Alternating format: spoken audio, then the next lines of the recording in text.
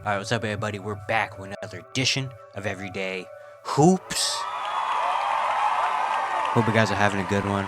Today, we're going to be talking about last night's playoff action, and wow, did we get absolutely spoiled with just amazing playoff games last night. This is why we love playoff basketball. I'm going to recap those 3 games here in today's video. Thank you guys for the views on the videos on the shorts recently. I really appreciate it. If you do like the content around here, consider subscribing, like, turn notifications, and stuff like that. I'd really appreciate it. Really helps out a lot. If you want join the membership, if you want to learn more about the membership, there's a video on my channel explaining all of it. You can go back and watch that.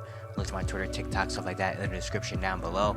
And yeah, don't waste any more of your time. Let's get right into it. So we'll start with the first game of the day. We had Cavaliers versus Magic game 2. Cavaliers end up winning this game 96-86. They take care of business at home. They go up 2-0. Looking at this game, the Cavs got off to another good start. A 30-18 lead after the first quarter. Donovan Mitchell got into a groove really early. They had guys on the bench. Evan Mobley, Caris LeVert hit a couple shots early in this first quarter. And the Magic shooting just continues. The shooting struggles continue. They also got a Jalen Suggs injury early in this game in the first quarter. He eventually would come back in the second half. But honestly, kind of like a miracle he came back in the second half because they looked like a really bad injury at that point. Magic make it interesting, though. Magic definitely made it interesting. In the middle of the second quarter, Franz Wagner got it going a little bit, but the Cavaliers again, Donovan Mitchell, Evan Mobley being aggressive, especially in the second half. Jared Allen was big. Isaac Okoro in the second quarter had a big, hit some big shots, got some and one, some steals using the passing lanes. He was a big spark plug off the bench. We go to the third. The Cavaliers continue to build the lead up. And then the fourth quarter, Darius Garland got it going, where he only had 3 points in the first half. Ended the game with 15. The Magic did make it a close game, though. The Magic did go on a 13-0 run to make it, I want to say, like a 5-6-ish point game. But, again, Orlando's shooting and offensive, just lack of offensive spacing came back into play, and the Cavaliers eventually end up sealing this game, and they get the win. Donovan Mitchell finished with 23, 8-4, 9 for 22, 2 for 10 from 3. He got off to a great start, kind of cooled off a little bit later. But Donovan Mitchell, he also got a lot of big buckets in the fourth quarter, and just showing why he's here, how good he is. Because in the playoffs, when it comes down to this moment, Donovan Mitchell always makes the right play and always makes the big moments. So Donovan Mitchell showing why he was. But yeah, Evan Mobley had a big game, 17-7, 5 for 13. He was aggressive at some points in the game. Got a lot of people with the pump fake. The pump fake was just working for him, But aggressive Evan Mobley makes his Cavs seem a whole lot better. When Evan Mobley is aggressive and decisive and wants to get to the rim and score, I think he's a way better player. He was good. Jared Allen has been amazing this series so far as well. 16 points, 20 rebounds, 2 steals, 3 blocks. Crazy. I saw a stat that said he already has more rebounds in the first 2 games of this series than he did in the entirety of last year's series against the Knicks, which is crazy to think about. But he's been absolutely insane on the glass. The Cavaliers as a team have been doing great on the rebounding, and that's been a huge part. He also had 9 offensive rebounds. When you get 9 offensive rebounds, that's huge. And then, Darius Garland had 15 points. Isaac Okoro, 10 points and 4 steals off the bench. Max Strus had 9 rebounds. So, the Cavaliers just put it all in. Everybody is out here. Everybody's working. They're rebounding the ball very well. They're hitting timely shots when they needed to. Like every time the Magic go on a little run, the Cavaliers will find a way to stop it. Even though they didn't have the best shooting night from 3, again, 30% from 3. They missed 10 free throws, which, that you usually don't win if you miss 10 free throws. But, they also had 15 turnovers, So got to clean some things up a little bit, but the Cavaliers going up 2-0 is huge. Going up 2-0 in a series, taking care of business at home, the real deciding factor is going to be the next game, Game 3. That's a huge game. For the Magic, Paolo finished with 21, has 6 turnovers. He's had, I think, 15 turnovers in his first 2 games so far. They've been just sending bodies at him. That's been the Cavaliers' game plan. Just send bodies at Paolo, make him see bodies in contact all the time, force him to make plays, force the others to make plays, and it's been working. He did have a good stretch in the first quarter, first half. We got to the mid-range jumper. Was taking advantage of guys like George Niang and Max Strus guarding him, but just eventually, just so much contact. He couldn't really make plays for others. Franz Wagner heated up a little bit, 18 points. He still only shot 5 for 17. He got to the free throw line, hit a couple 3-pointers. But, he's still been struggling. Gary Harris hit 4 threes in this game, which is big. Mo Wagner had 12 and 6 off the bench. But, again, the shooting, 9 for 35, 25% from 3, 36% from the field. They missed 7 free throws. Got out rebounded, had 16 turnovers. Just not going to work. Jalen Suggs didn't make a 3 in this game. Jonathan Isaac went 1 for 7. Cole Anthony still hasn't made a shot. Now there's Markelle Fultz, Both guys have not made a shot yet this series. Wendell Carter went 1 for 6 from 3. Joe Ingles 0 for 1 from 3. Like, the spacing is just a huge problem. And we knew that, but it's just really showing its light here in this series because the Cavs are inviting them to take threes. The Cavs are doubling Paolo and Franz every time they get to the paint. Like, you know what? Go ahead, Cole Anthony, make a play. Go ahead, Wendell, make a three. Joe, go ahead, Jonathan Isaac, make a three. And it's working. Like, it's like the Magic just cannot score. They've scored 85 and 86. Or, sorry, 83 and 86 in the 2 games. You know, you just can't win games if you're not scoring above 90 points in the playoffs. Like, they just can't score, can't space. They do have some things that are good, though. They are forcing turnovers. They are playing good defense. You know, they are being aggressive, being gritty. They have the runs where they're gritty. They're being really physical. Getting to the free throw line is a big thing. They shot 26 free throws. Well, both teams shot 26 free throws in this game. But them getting to the line, they were number 1 in the league in getting to the free throw line. So they just got to take advantage of their free throw opportunities when they do get them. They got to be better on the glass, though, as well. They're one of the bigger teams in the league, and they're getting outboarded. Jared Allen is just a man amongst boys down there. 18 rebounds, 20 rebounds in this game. Evan Mobley had 7, but he had 11 last game. Max Strus had 9 rebounds. Donovan Mitchell had 8 rebounds. Like, you got to get in on the glass as well and get some second chance opportunities for yourself. You know, like the Cavaliers, 15 to 11 on the offensive rebounds. Got to get better at that.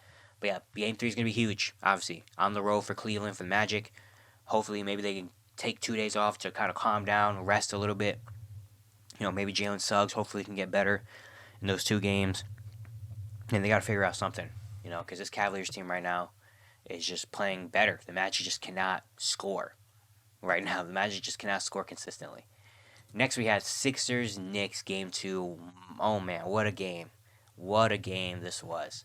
You know, this was just, it was crazy. The Sixers got off to an amazing start. Joel Embiid again in the first quarter. Tyrese Maxey in his flu game. You know, he was questionable when illness he came in. He was huge to start this game as well. It was going back and forth. The end of the first quarter, or the end of the second quarter, the Knicks started to get it going. Josh Hart was just on fire, you know, from 3. He was just knocking it down. We get to the third. The Knicks kind of take the lead a little bit mid-third quarter. Joel Embiid started to get tired. You know, Jalen Brunson started to get to the free throw line. Dante DiVincenzo started hitting some shots. Then it's like, all right, here we go. You know, here we go. And then we get to the fourth quarter, and it's just a back-and-forth battle. It looks like the Knicks are going to take it. You know, Bogdanovich hits a couple of threes, but then Tyrese Maxey just locks in.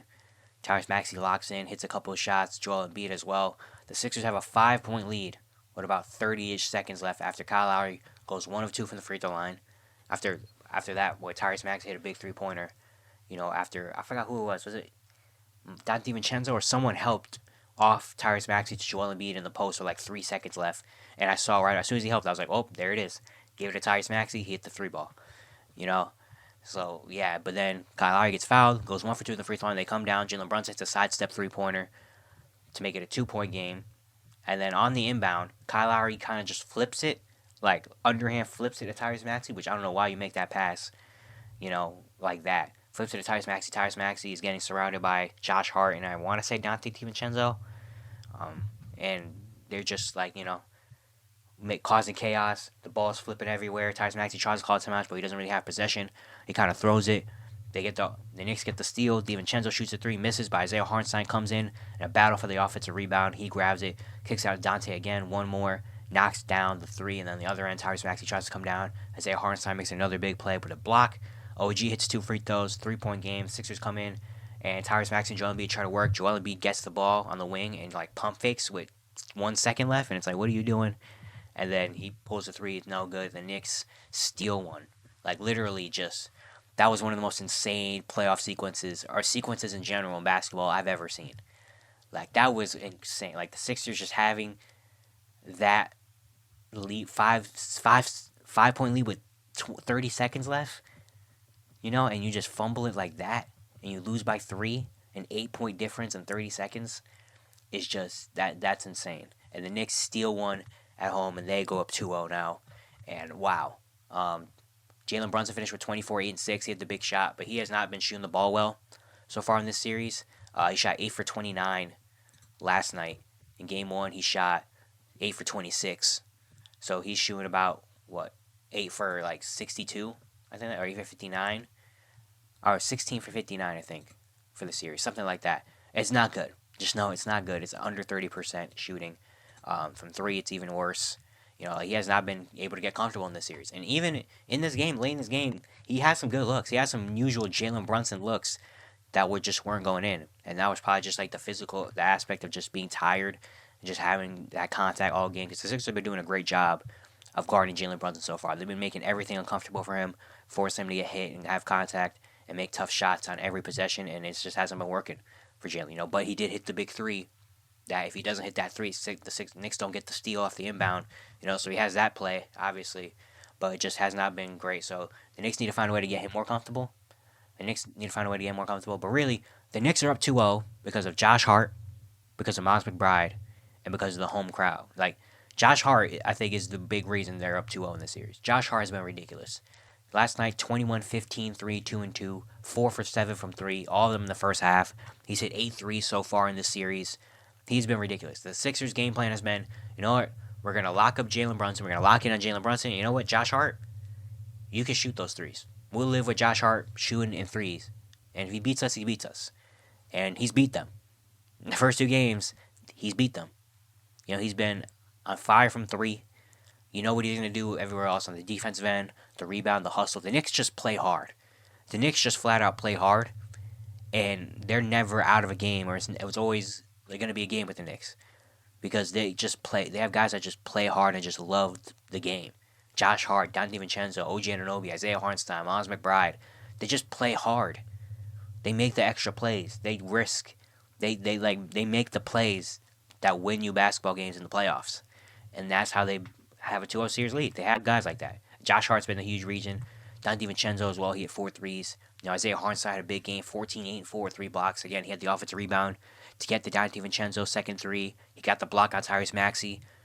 He's just been phenomenal. OG also had 10 points in this game. Miles McBride had a couple shots off the bench. Bogdanovich had a couple threes. Butch Robinson playing great defense in this series as well. And the Knicks have a 2-0 series lead just like that. I was like, well, it's 1-1. Here we go. The series starts now. And then that sequence just happened. And for the Sixers, they suffered a lot of heartbreaking losses in the past couple years. This one might be number 1. Maybe the Kawhi shot goes above this. They've had the Kawhi shot. They had losing to the Hawks in 6 games in the second round when Ben Simmons didn't take the shot.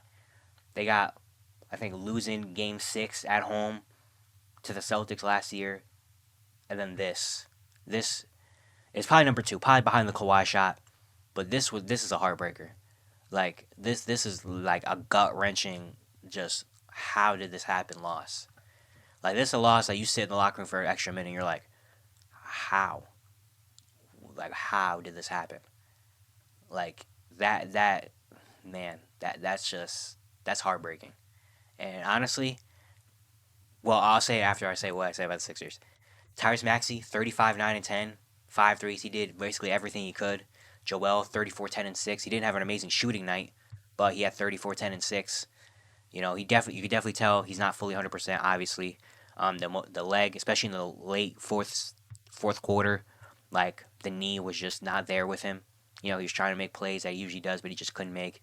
But after that, they didn't really get help from anyone. Kyle Lowry has been great. Kyle Lowry, 8, 6, and 3. The stat line doesn't look crazy. He did have 5 fouls, but he makes winning plays.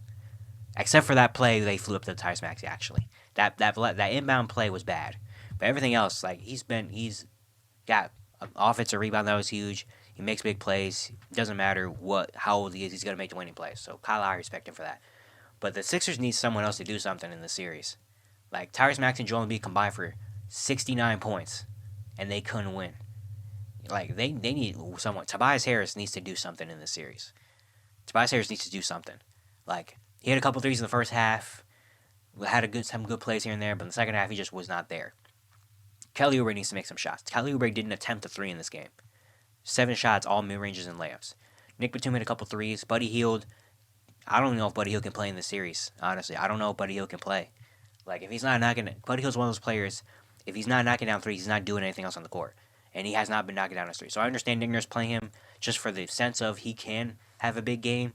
But right now, it's just he can't really do much in this series. Right now, if he's not shooting the 3 ball. So yeah, the Sixers, they need someone else to step up. But this was the last 2 games, they got off to great starts. Big first half, but then they just let the Knicks outwork them. That's really what it is. The Knicks have just been outworking them. and out hustling them and getting the extra possessions and making the tough plays. And the Knicks have gotten the other step up. The Knicks literally are winning the series because the Knicks role players have been better than the Sixers role players by far. Josh Hart, Miles McBride, Dante DiVincenzo, they've been way better than Tobias Harris, Kelly Oubre, Nick Batum, and them. Like that's really what it is. And now New York takes a 2-0 series lead, and honestly, I think the series is over. Like that loss for the Sixers, I don't know how you come back from that. Like mentally, I don't know how the Sixers come back from that loss. Like as soon as Dante DiVincenzo hit that shot, and like Joel Embiid missed that last shot, I said the series is over. Like I was watching the game, I told my dad the series is over. Like this is over. No, the Sixers. I don't know how the Sixers come back from this.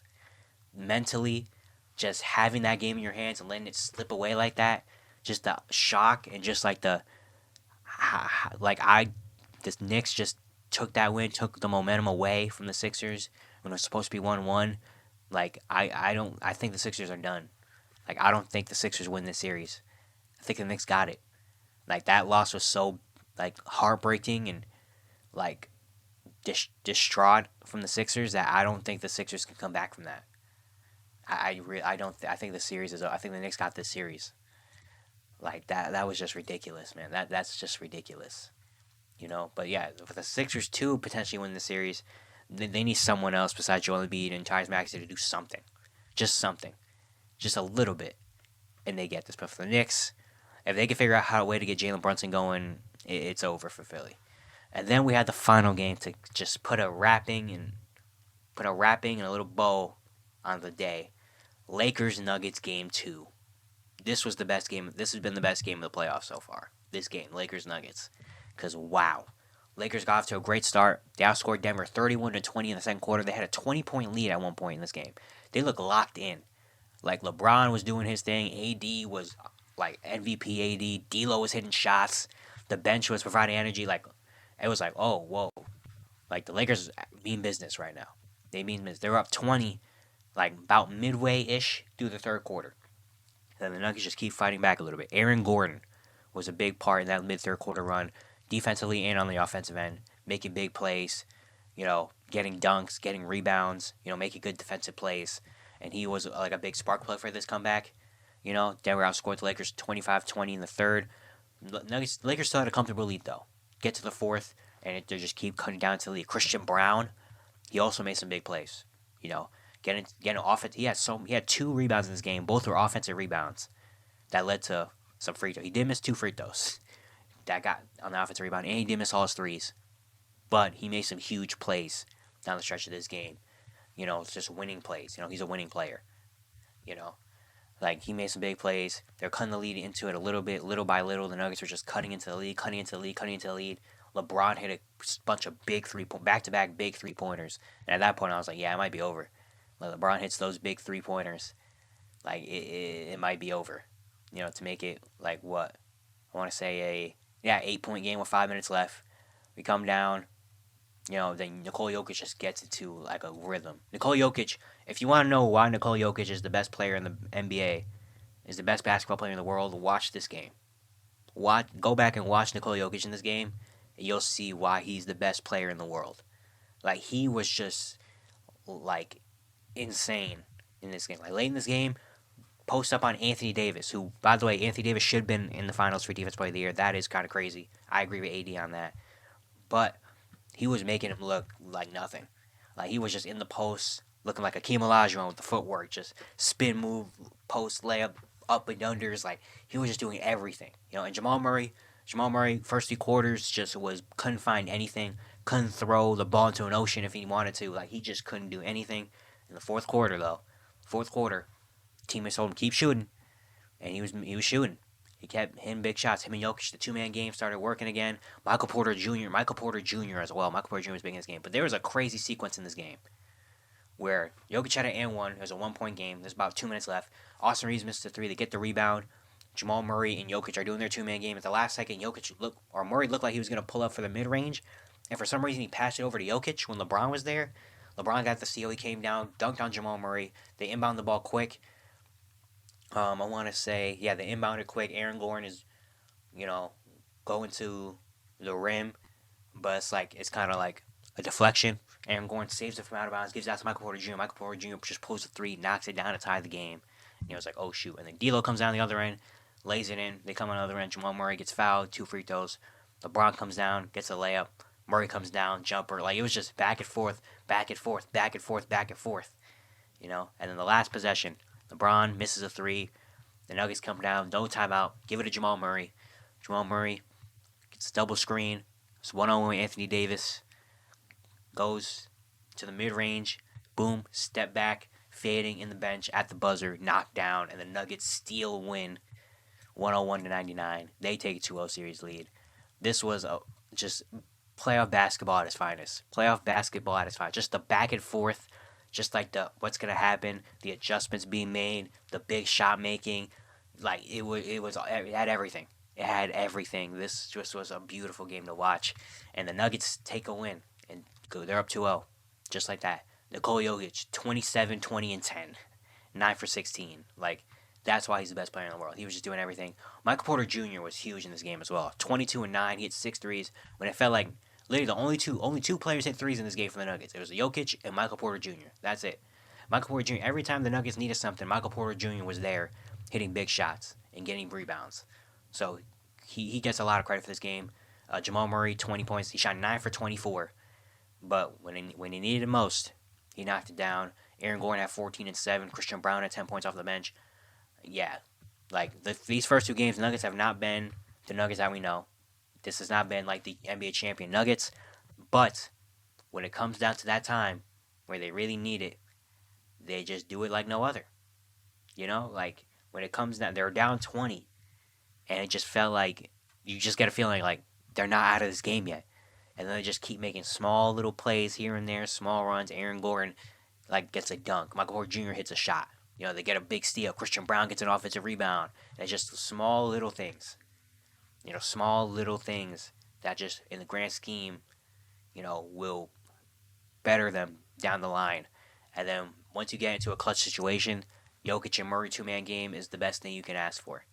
And they made the right plays. So huge credit to the Nuggets. They're up 2-0 with a chance to go back to LA and take this series. For the Lakers, just like I said, that's a heartbreaker. That's a heartbreaking loss. 2 games. Game 1, you got a big first half lead, and you just let it dwindle away. This game, 20-point lead in the third quarter, and you let it dwindle away. The fatigue definitely hit late. Just a lot of just mistakes late in this game. Like, they went on a big stretch where they had no turnovers, but in the last couple minutes, it was just making bad plays, bad passes, settling. They did hit a couple of tough shots, though. LeBron had a couple of tough threes. Austin Reeves hit a tough step back as well. They hit some tough shots, but the offense just wasn't as fluid as it was. Anthony Davis didn't really get the ball late in this game. Like, it was either LeBron or Austin Reeves really making a play late. And Anthony Davis just, even though he was phenomenal, 32 and 11 on 14 for 19 shooting, like, he was ridiculous in this game. Yet, late in this game, fourth quarter, they just wouldn't find him. And even when he was shooting, he took a couple tough, he took one contested step back mid range for no reason. I was like, why?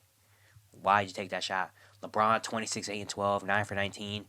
He tried, but you could definitely tell the fatigue hit him late in this game, and he didn't have the legs. Even on the dunk that he had, you could definitely tell he's tired because he barely got up for that one. D'Lo, 23 and 6. He had 7 threes in this game. He was good. You can't really ask much more from D'Lo. He was good. He did have a couple turnovers that were like, but overall, he had a good game. But after that, Austin Reeves, 4 for 11. Rui Hachimura, again, just didn't know. Again, was non-existent. 1 for 7, 3 points. Rui Hachimura got to do something. Taurean Prince had a couple threes. And then the bench, honestly, for the Lakers, at this point, I don't think Jackson Hayes and Spencer Dinwiddie really need to play. Jackson Hayes played 6 minutes. He grabbed a rebound and fouled twice. That's it. That's all he did. Spencer Dinwiddie played 10 minutes. He had an assist, 2 steals, a turnover, 2 fouls, and he missed a shot. That's all he did. Gabe Vincent played 15 minutes. He had a rebound, an assist, a steal, a turnover, a foul, missed 2 threes. That's all he did. Those 3 have done nothing in the series so far. So I don't know how much they really need to play in this series. I don't know how much Rui Hachimura can. Well, Rui Hachimura on the offensive end can't really play, but defensively, Rui Hachimura was there. Defensively, he was doing his thing. So I got to give credit Javari for doing that in the defensive end, at least making some impact on this game, because offensively he was non-existent, you know. But yeah, that's a tough one for the Lakers. They just weren't executing down the stretch. Again, AD didn't really get the ball that much late in this game, and the Nuggets, just being the championship team that they are, just find a way to win no matter what. And now the Nuggets are up 2-0. No road team has won a game yet in this playoffs, even though we should have had 2 last night. No road team has won in the playoffs. Hopefully today that changes and we get some 1-1 series. Because, yeah, but just last night, an amazing day. This is why we love playoff basketball. Like, those two games last night were just, like, couldn't ask for much more. And we still have so much more to play. So hopefully tonight we can get some more moments like that, because that was just amazing to watch, man. But yeah, that's going to be it for today. Hope you guys enjoyed. Once again, if you enjoyed the content around here, consider subscribing, like, turn notifications, do also like that. I'd really appreciate it. Really helps out a lot. And yeah, I'll see you guys tomorrow.